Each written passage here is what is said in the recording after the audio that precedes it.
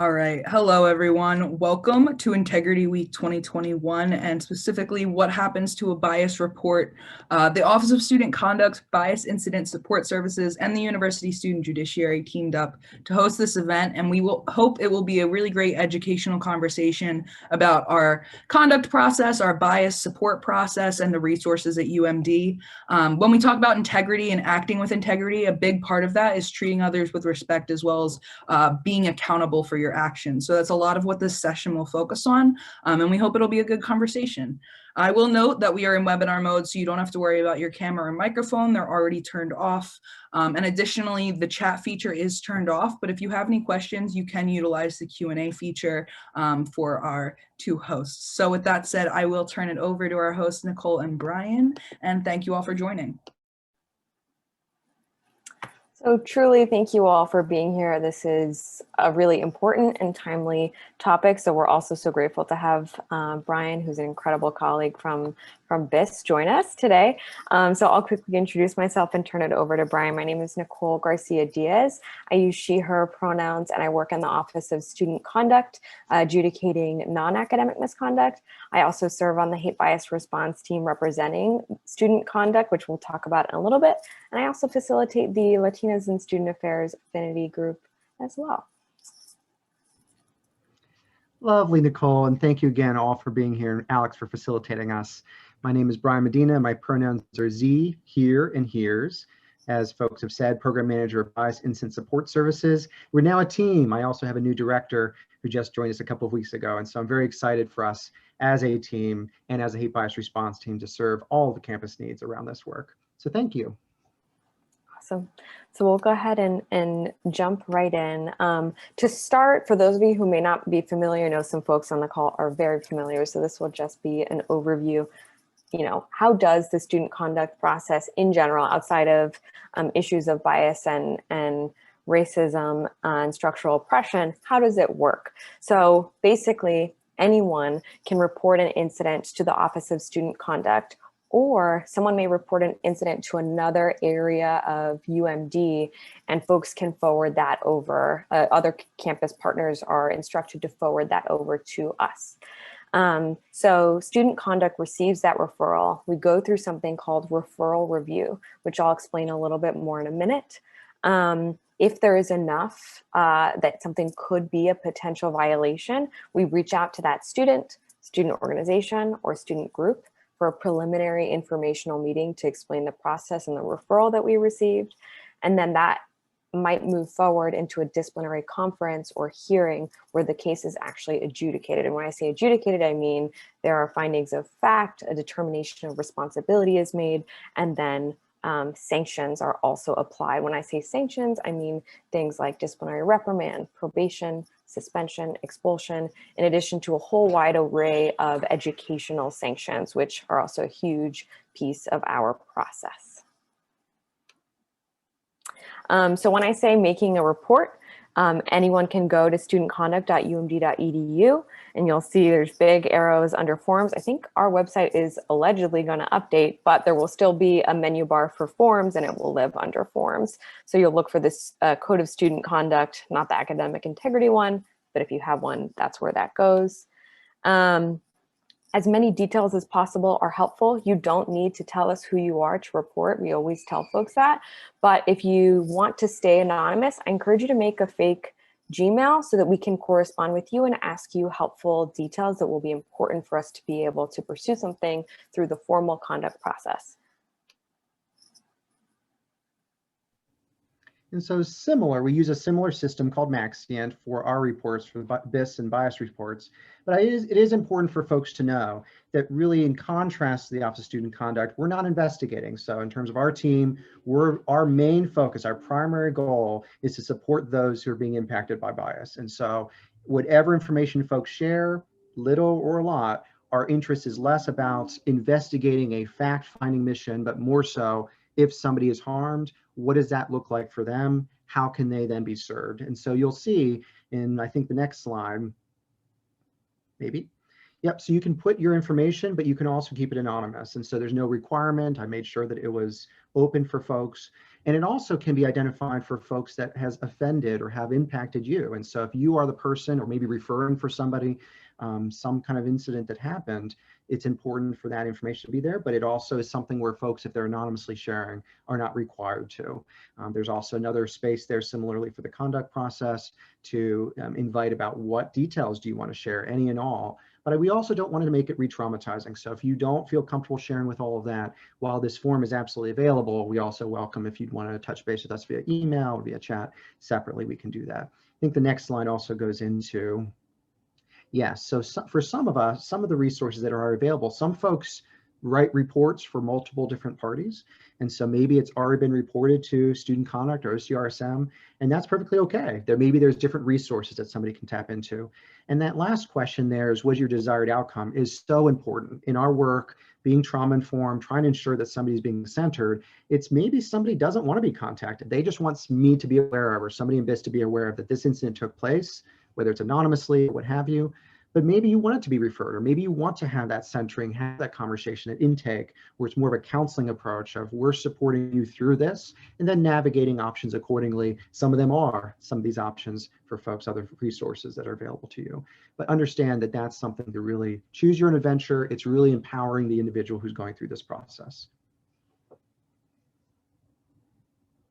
So I'll talk a little about the hate bias response team. As Nicole mentioned, she is one of our key members. We have many members there at the bottom. You see there's a list of folks. We have 6 or 7 members on the hate bias response team that meets bi-weekly. And really our effort is to review some of the situations that are reported. I should note that if somebody reports anonymously, or they choose to report without wanting to share that information outwardly, the hate bias response team may not see that. But for things that are maybe larger scale, or things that are more nuanced, require a little bit more details, and if somebody wants those referrals, then of course hate bias response team is there for you.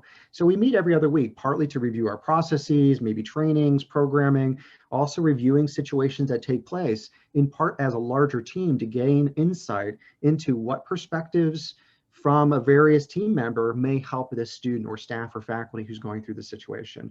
Maybe there's a specific opportunity for somebody to be kind of a warm handoff to then support maybe the counseling center, for instance. And so the idea behind the hate bias response team is have one centralized space where BIS, of course, is taking the lead, but other members in the community are able to chime in, share some of their feedback, share resources, and then also, frankly, be able to inform their various departments, here's how BIS is a resource for you too. And so when they are asking questions about bias response, as we're doing in this session, then there can be a point person in their very department to talk through this work.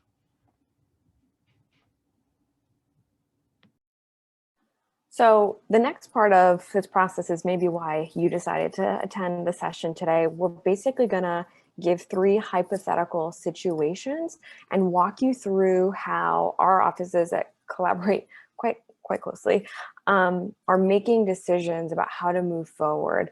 One thing we'll talk about in a little bit is, once you submit a report, depending on where you submit, you may or may not find out the actual outcome due to FERPA and other privacy laws, which again, I'll get into a little bit more, but we still want you all to know and have the resources and information. How are we making those decisions? And in these hypotheticals, what we would decide.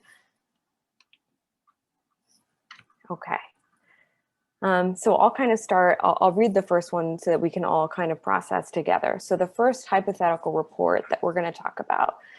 So a bias report submitted to BIS, so Bias Incident Support Services, by an anonymous community member, attaching a social media post by a UMD student that references sexist, anti-Semitic, and ableist tropes. They do not want direct contact, but still want to make sure that UMD knows about this and addresses it internally. It's important to know, and we'll go through how this scenario will play out in each of these ones. It's important to note, as you're seeing and hearing about these circumstances, if this is triggering for you, I am here for you after the session. And so I'll provide information in the chat thereafter, because some of these are lived experiences, even though they are hypothetical. So I just want to name that. It can be difficult to have seen this, especially if you happen to know this happened on campus or a similar way. So I just want to name that up front. But our report number 2, Strategic Communication, or STRATCOM, receives messages from several UMD community members regarding racist and xenophobic online posts from a current UMD student, one that alludes to students of color deserving what comes to you. Strategic communication contacts BIS, OSC, and OCRSM to address this situation. Folks should know that strategic communication often does receive these things and then make sure that we are informed so that we can then assist the students. The third report is a report that the Department of Fraternity and Sorority Life receives a report from their house director that one of the fraternity houses has been vandalized with homophobic slurs. There is significant damage to property, and those that live in the house, as well as general members of the group, are impacted. So, Brian, let's unpack kind of each of these step by step. We'll go from there. So, in report number 1, what are the kind of the first things going through your mind? You know, the first piece here is that it is anonymous. And so while somebody is sharing this, there's clearly a lot of fear here to not disclose who they are. And so, not that I'm not already sensitive to all folks, but if somebody's anonymous, it says to me that this is something that is particularly traumatic or painful for them. And there are 3 different identity groups within this. And so maybe they happen to identify within these 3 categories. It may not be the case. It may be that they're just offended and concerned about this on behalf of others that may be within their friend group or family.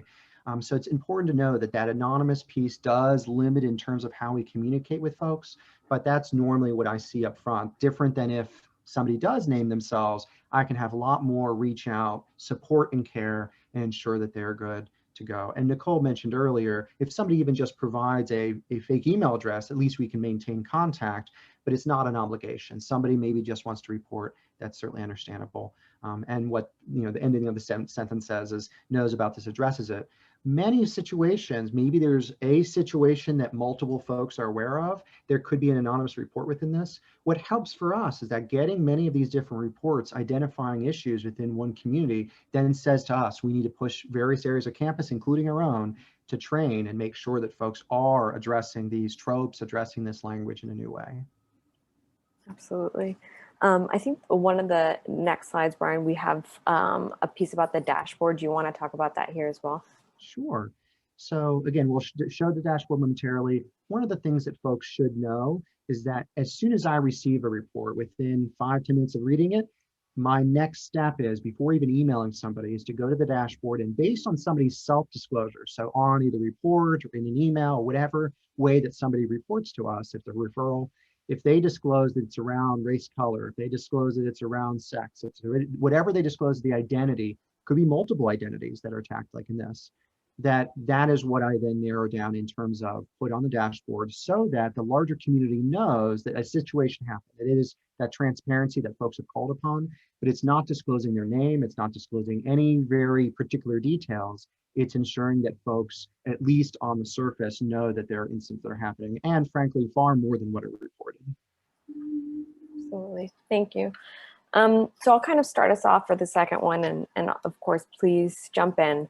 So when we see, or let's say, you know, StratCom sends over to student conduct this situation, the first thing that student conduct is thinking is that we certainly need more information to be able to determine how best to move forward.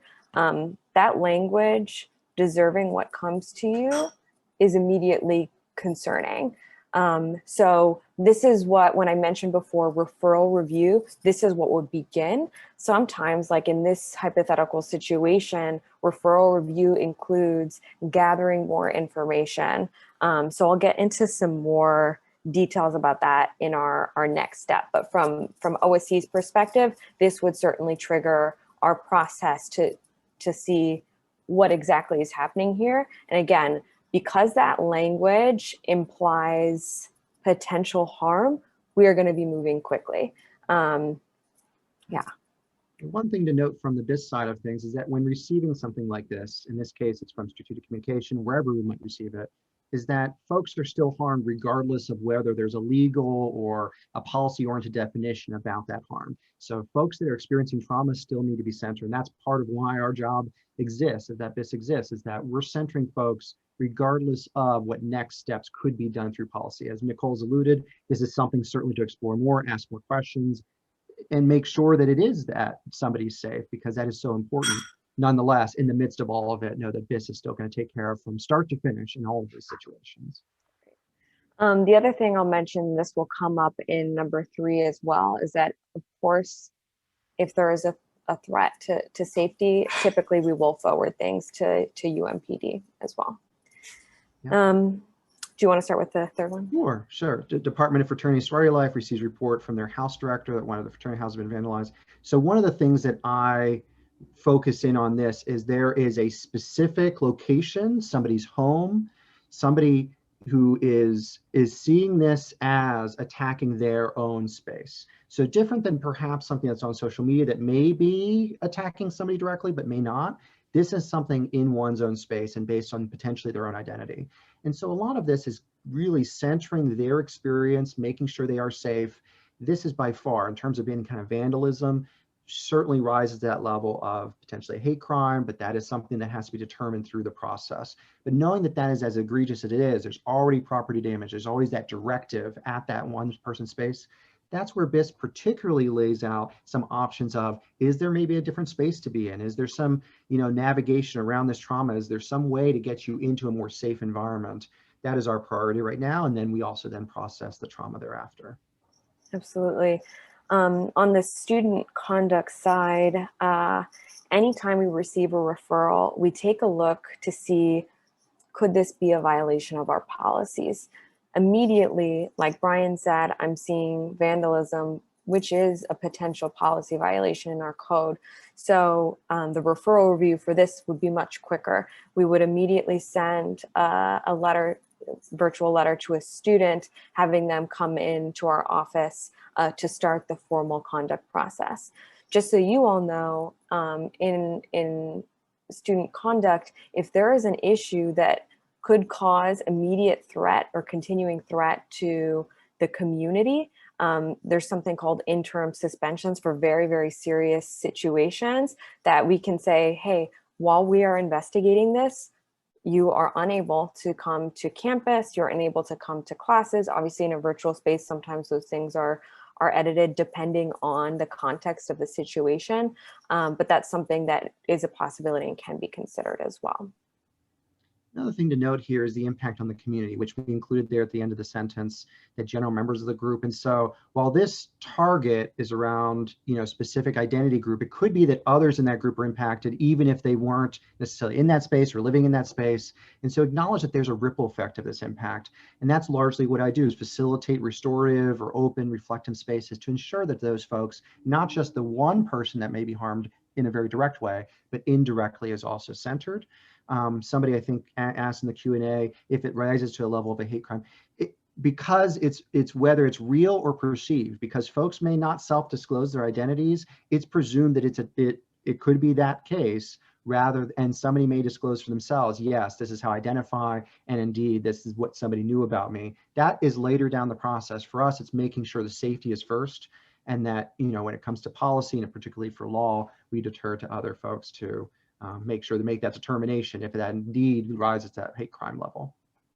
Yeah, thank you. Okay, so the next slide is our your reporting dashboard. If you want to touch anything else on this. Sure.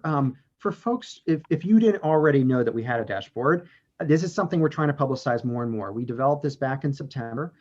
Prior to the dashboard, we had a very kind of clunky listed system where you couldn't actually organize any of the data. And so you'd have to scroll down pages upon pages to look at an incident and maybe find something you're looking for. And how to actually sort that was very difficult in terms of knowing what are the trends, who are the folks that might be impacted, what are the locations. Now we fortunately have a very fancy, a very colorful way. I made sure it's very colorful. I love colors.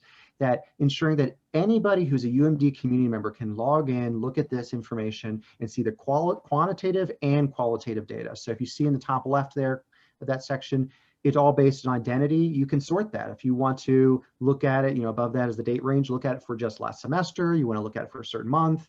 You can then sort it by identity, download the data, and kind of sort it for your own. You can do that. That bar graph is actually something you can modify yourself too. The bar graph currently is default by day, but Usually we only have one, maybe two in an incident in a day. But if you want to sort it by week or by month or by semester, you can do that. It's meant to be able to provide that insight and information at a glance of what's really going on campus. And then below that is more the summary of here's all the data that actually feeds into that information.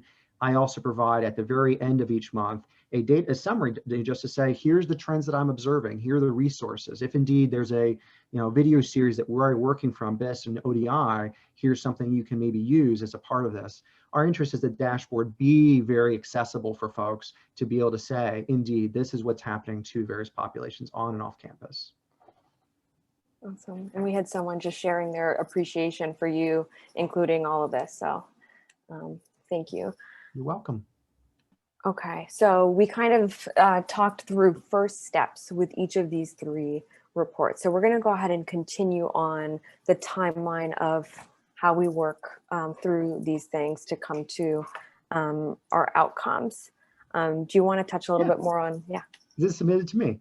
So, when something is submitted, I mentioned before, whether it's through the form or bias support at umd.edu, or maybe it's through some referral, another colleague sends and says, hey, you might want to be aware of this.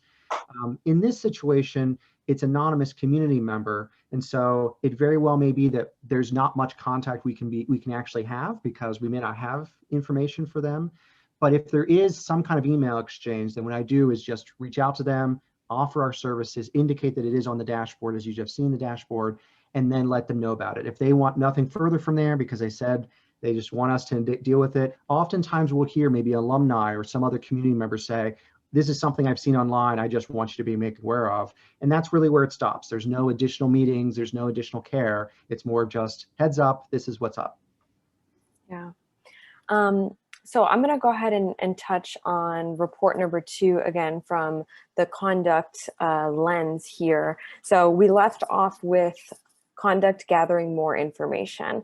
And so I will say, anytime we receive a report that could begin to be in the free speech ballpark, which I have a slide I'm going to go through for those of you who aren't quite as familiar, that is something that we need to be mindful of, being that we are a public institution. And so the context of this tweet of deserving what comes to you is crucial. So some of the things that I'm going to be looking at is we'll ask for the information that happened before and after, if there were any other communications between whoever this was tweeted to, was someone tagged. All of those kinds of things will be really important for us. I'm going to give a few examples. I'm going to be honest, some of them are a little bit graphic, and I do apologize about that. So please do care for yourselves in whatever way that's helpful. Step away if you need to. I know, like Brian mentioned, we are here for you all and with you all. So let us know what would be helpful. But for example, if the tweet before this, that students of color deserve what's coming to you, is a noose and someone is tagged, or even just the noose, that would be very different than a situation that talks about students of color failing a class because of X, Y, Z, and they deserve what's coming to you. Even this idea of failing a class, that would still be problematic and concerning language that we would want to address in an educational manner. But that could fall under free speech. And again, I'll talk about that more. This other example that I gave, where there is a direct risk of harm, we're seeing violent imagery, we're seeing potentially individuals being tagged, that does not fall under free speech. Of course, this is a hypothetical situation. There's all kinds of other factors, but we have a policy called threatening and intimidating conduct policy. And so there's 2 different pieces to that. So there could be threats, an expression of intent to commit an act or acts of physical violence to a particular individual, or intimidation, an act or acts that's intended to or recklessly frightens or coerces another person and potentially puts them in the risk of imminent harm. And so saying deserving what's coming to you and putting violent imagery could certainly fall under that. So in this hypothetical situation, what it was actually this thing about failing class. So in that case, because of this First Amendment, that would be something where it would not come through our formal process. In the next slide, I'm going to walk folks through a little bit more detail how we make that determination. But that is where I will pause for right now. It's important, as in discomfort in the challenges of hearing this and of receiving this. The folks like me that are hearing that this is what somebody's experienced, whether or not somebody is seeing this as free speech and that it can go forward with the conduct process, again, you are still received with care and love.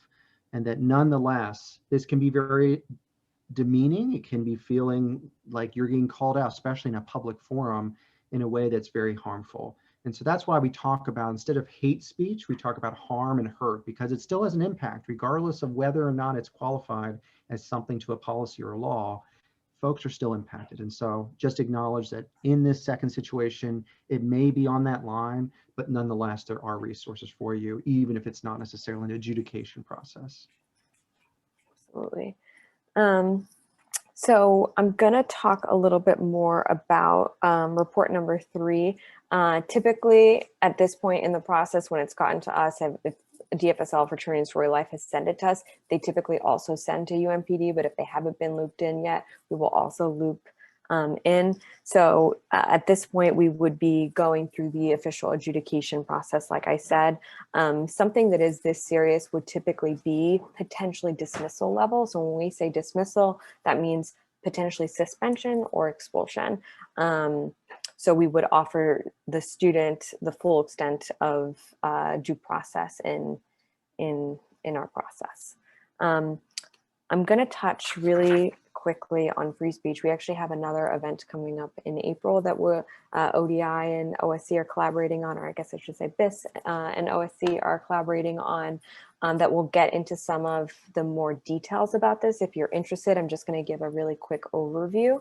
But essentially, if a bias incident is someone sharing offensive views, or even freedom of expression, so wearing a shirt with offensive views, or these days a face mask, things like that, playing music that is upsetting, that likely does fall under free speech. The challenging doesn't even really put it into words, but the challenging part about this, even racial slurs and hate speech, like Brian was touching on before, could fall under free speech. I'm gonna give us a second to sit with that. That's not easy news to hear. That's certainly not the end of the conversation in terms of what we can do as a community to combat this kind of thinking and actions. Go ahead. And just name just the origins of this, because it is so difficult.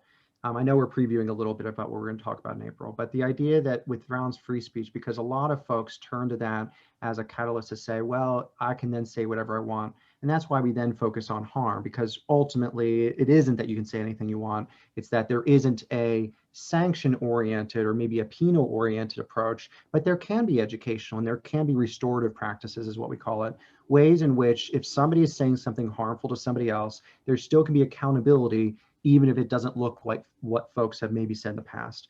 All of this, in terms of laws, in terms of policies, are rooted in oppression, ultimately, in its origins. And so some of the dismantling of that takes time, and some of that is how do we then provide resources despite having some different powers based on the circumstances at play. And so I just want to name that. It is still difficult. It is still makes somebody feel like they're invalidated. And that's why I and our office make sure that we step in to try and provide other supports, even acknowledging that the harm is what it is. Absolutely. And the other thing that we've been talking about and we cover in our free speech events is that historically, like with many systems of power, the folks who it isn't applied fairly to are the folks with less power, people of color, underrepresented folks. And so we're mindful of that as well as we're kind of moving through all this. The other side of that is if a bias incident or speech does fall under one of our policies, it will go through our formal process.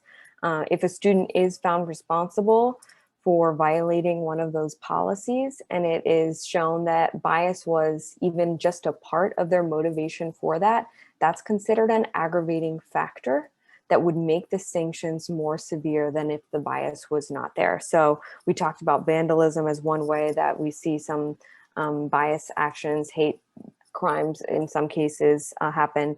You know, another example I can think of is if a student is screaming in a classroom racial slurs and disrupting the classroom, we have a policy about disorderly and disruptive action, or a direct threat of physical harm or actual physical harm. Those would certainly fall under our policies. The last thing that I will say about this is that we also have the protections of this. So there's all kinds of ways that we can utilize this right as well. So protesting and counter protesting, signing petitions, calling out people on social media, that you can do that 100%. Posting educational flyers, educational events, calling your local representatives, donating to organizations that you care about. All of those are things that are possible. And it also stops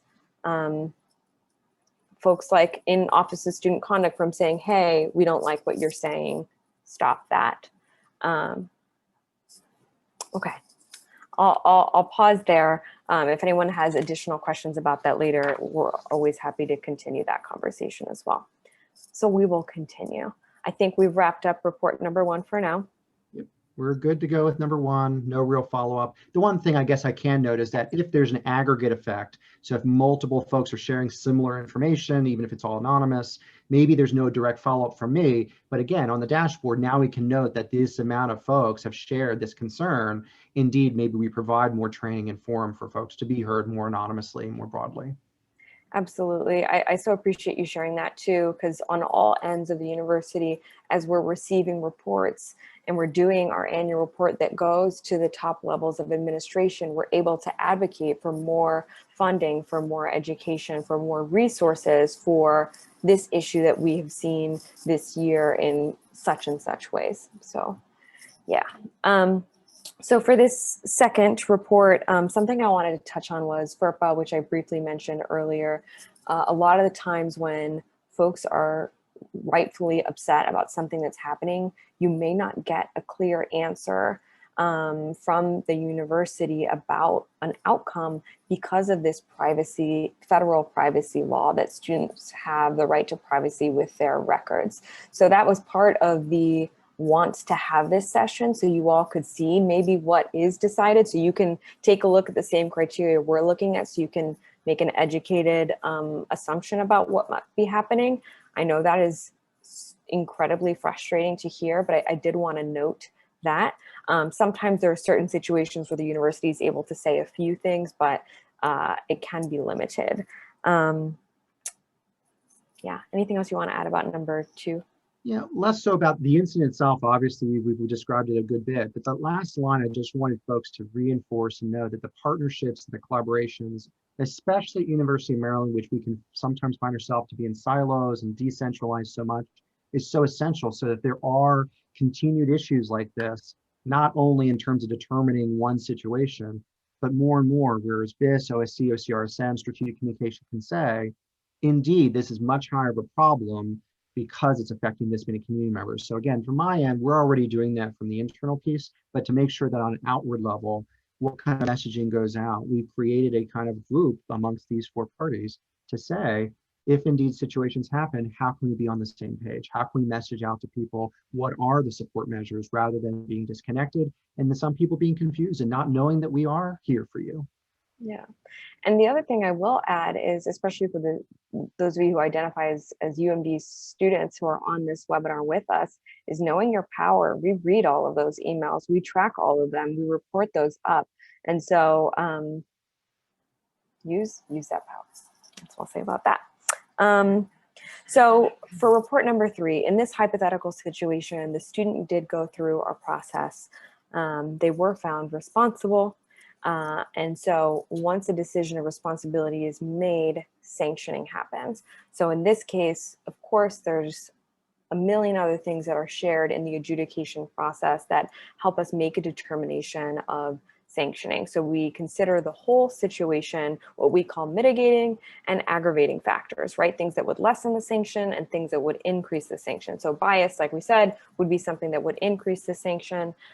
In this hypothetical situation, the student was suspended for a semester. Anytime someone's found responsible, even for our most small incidents, whatever that means, least severe incidents, an educational sanction is assigned every single case where someone's found responsible. So in this hypothetical situation, and this happens quite often, is we partner with BIS and Brian's team, and eventually Dr. Van Bailey, who just joined us. So this person was assigned to meet with the program manager to have an educational conversation about the impact of their harm, as well as to consider, again, how to begin to repair that harm. And in this hypothetical situation, this is an example of one of our research and reflection papers for after that educational conversation. So I'll leave this on the screen for a moment, but essentially, what was the impact, and having them list that through for different folks who could have been affected, researching the at least 3 different bias incidents that have happened at UMD or around in recent months, and how their actions could have contributed to this culture on our campus. This is before the fancy dashboard, but that used to be what that link was. Other potential impacts, reflecting on the power of their influence, future situations, how will impact them moving forward. So I just wanted to give you all kind of a tangible understanding of what might some of these educational sanctions look like.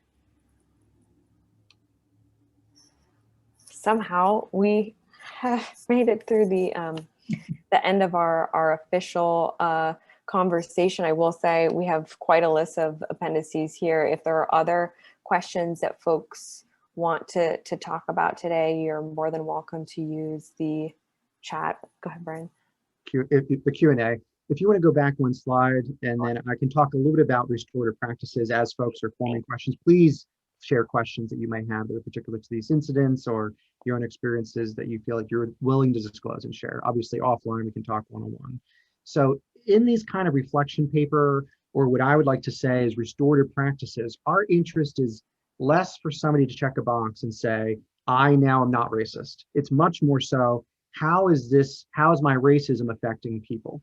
And so again, it goes back to the impact, goes back to not only have they harmed an individual, perhaps in this hypothetical, but maybe it's a larger community. And so entering back into that community is going to be difficult. It's another transition. If indeed, again, this potential example, I think you said suspension for a semester, if they reapply and come back on, there needs to be some healing, and simply re-existing in that space is going to be its own challenge.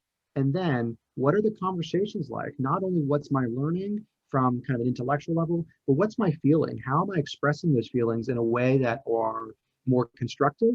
And how am I then reconciling with those folks or communities that I've harmed? So for me, it's so important to value that piece rather than it simply feeling like, well, I can just go up on the internet and look up some information about racism. That's all well and good, but it needs to be deeply felt and exhibited in commitment. Just because somebody is readmitted doesn't mean their record just is expunged completely. We can see that as, if they continue the behavior, continued concerns, and potentially expulsion instead of suspension is the next level. So just understand that we do take those things into consideration. We do monitor as folks are coming back in. They have to be readmitted in the first place. But in terms, restoring to community is so important for this process. I have one thing I'll add, and then I have a question for you, Brian. So for folks interested, if someone is suspended or expelled, that's actually a permanent record with the university, as well as a notation on the transcript. And then my question for you, I know you talked about kind of individual follow-up with folks. Could you tell us a little bit about what are some ways that might come to be, either with individuals or maybe community members impacted? Could you give us some examples? Wonderful question. So I'd mentioned previously in some of the reports, if indeed somebody is coming and asking for resources, that process is ongoing. And so it may be that their initial intake, what I call an intake, is listening to what has been harmed, how have they been harmed, what resources they initially need, if they need a referral or not, what that next step might look like for them. And maybe that's going with them to, let's say they want to meet with another administrator and they're a little bit scared to say it again or fearful of what that process is like, because it feels scary on the front end. They can have me as an advocate and ally in that process. So that might be one approach. It may be, and I've done this many times over the last year, where folks just check in with me, sometimes via email, sometimes it's over Zoom, where we're touching base on the progress. Sometimes it's about a formal process, and sometimes it's, let's say it's a student with a professor. I may have to take them in the future. How am I managing the situation? What they said to me may be something where I'm cautious of taking them again.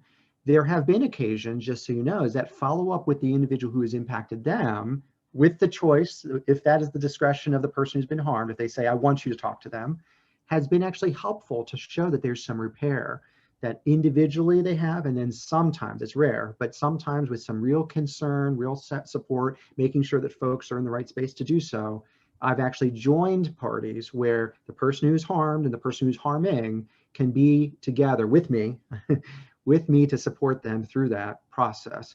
And really what it comes down to, the person who has harmed them to acknowledge that harm. It's not a space for them to make defense and say, I didn't intend these things, I didn't try it. Regardless, you still harm them. And so acknowledging that harm, none of the defensiveness, and then for the person can choose whether they accept an apology or they accept whatever it is the person shared. At least they can sometimes find some closure and empowerment by even speaking to them.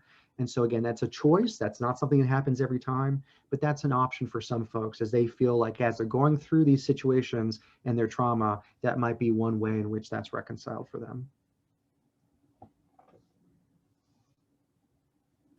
I think that's helpful. I think, and even as I have learned more about the role that BIS plays, it's been incredibly helpful. So thank you for sharing that. Welcome. And that equates the same for communities too. It's harder with communities, of course, have multiple people, especially over Zoom, but we've done that likewise with, say, a class that's been Zoom bombed. The impact from the person who has harmed them came in, and the class as a whole having that facilitated discussion. Absolutely. I think most folks, probably based off of the emails that have gone out, understand that Zoom bombing is against policy. Go ahead and just say that here. Yeah. I haven't seen any other questions come through the Q&A. So if folks do decide to begin to close their time with us, I just want to say thank you for joining. Oh, and I see one. I'll finish my sentence anyways. Thank you for joining. Thank you for being a part of this conversation. We need all of us to continue to make improvements to the community that we're all a part of. And so thank you for spending some time with us this afternoon. Okay, let's take a look at this question. It's an excellent question. How do we measure that harm?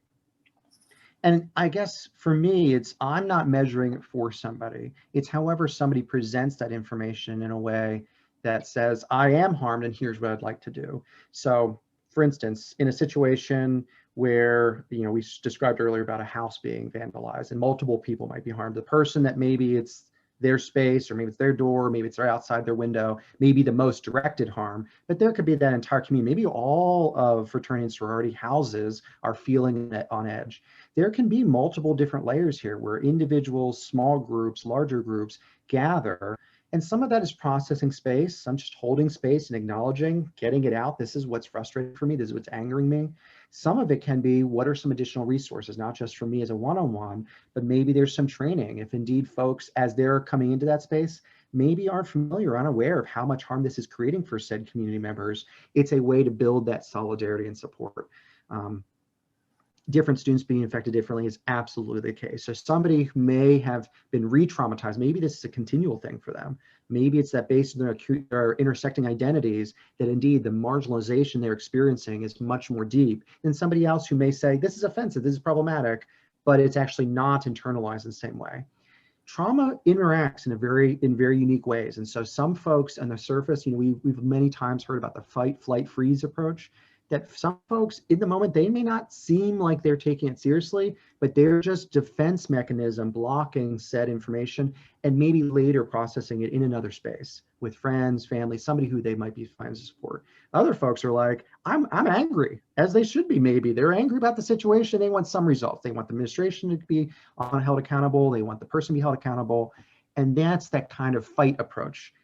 And then the flight is maybe they just avoid all of the conflict. They're not really interested in engaging in these spaces. They don't want to really talk about it. It's kind of an avoidance factor because it's too painful. All of those are still okay. All those approaches need to be validated. And how we can explore them differently, we ensure that the person is centered first, the people, the person, whatever the factors may be. Nicole, do you have anything to add on a scenario like the one we described?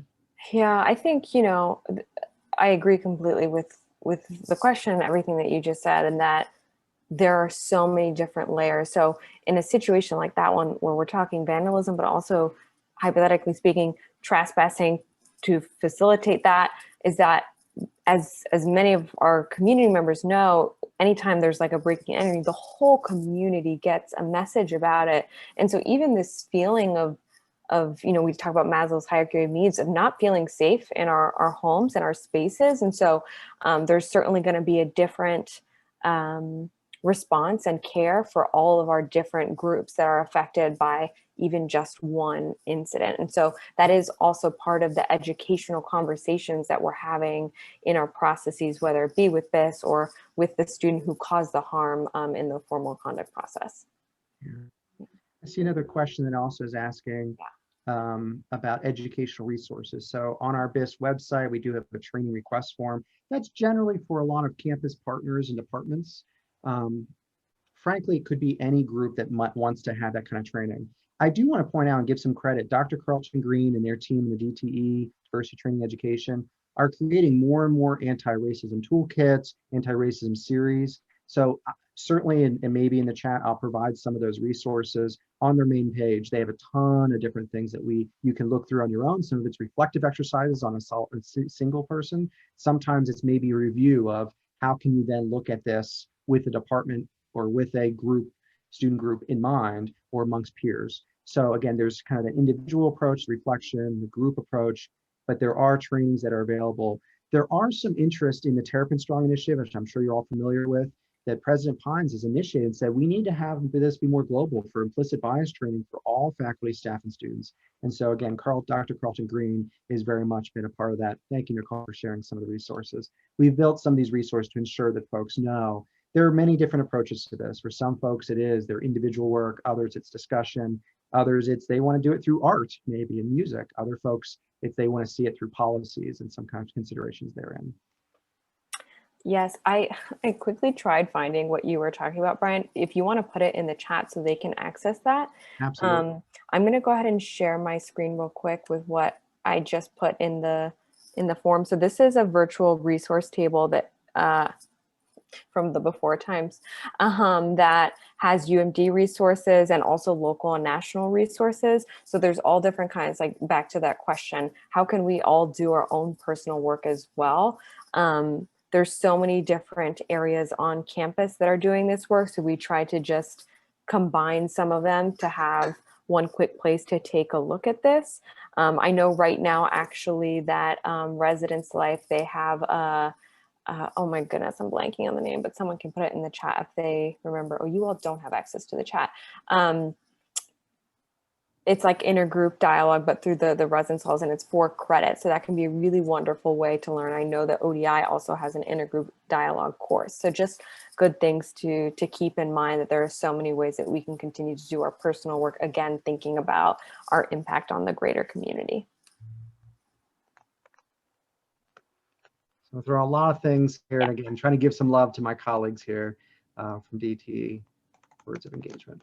So, and then some, if, you know, and this is something just to provide an open forum that if folks have additional resources they'd like to see, if let's say they've gone on the websites or the video series they've seen, and they're like, you know what, we haven't really honed in on this topic. I'll give one quick, for instance, There's, I just met yesterday with our Asian American student groups.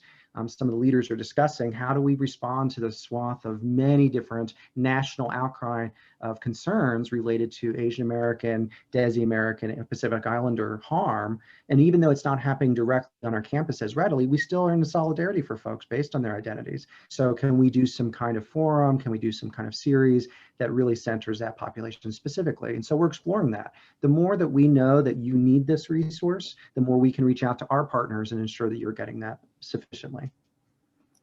Absolutely.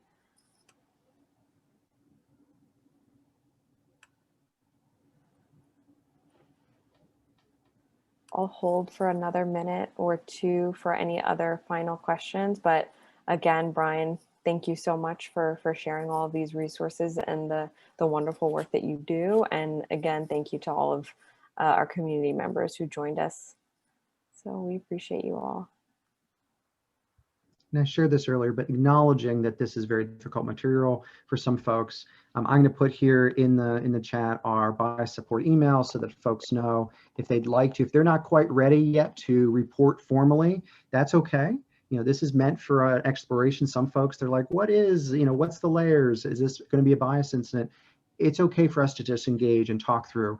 Some situations that we've encountered over the last year, specifically in terms of online, folks are like, I've just seen persistent problematic language in this class or in this department. I'm not really sure. There's no one particular incident that I can turn to, but it's important to at least address. I'm happy to engage that with you and talk through it. And maybe, who knows, it could be that other folks similarly are experiencing that. And that gives us some opportunity to approach that department anonymously, again, not saying anybody's name, to suggest, hey, maybe some training would be useful for you, and here's how. I love that. And I found the name of that program I was looking for. It's called Common Ground Multicultural Dialogue Program. And I just put the link to the application for this semester. So for those of you interested, that was going to really bother me for the rest of the day. So. Cole and Ben are wonderful humans that I know are facilitating that. Yes, they are. Not me, Nicole, for those who don't know. Nicole. Absolutely. All right, bye everybody. As you're all leaving, I just hope that you can find some centering and peace today in some way. If self-care looks one way for you differently than another, I just encourage you to find some means for that. It's so important after sessions like this that could be very traumatic and heavy. Thank you so much for attending. Thank you so much for attending, everyone.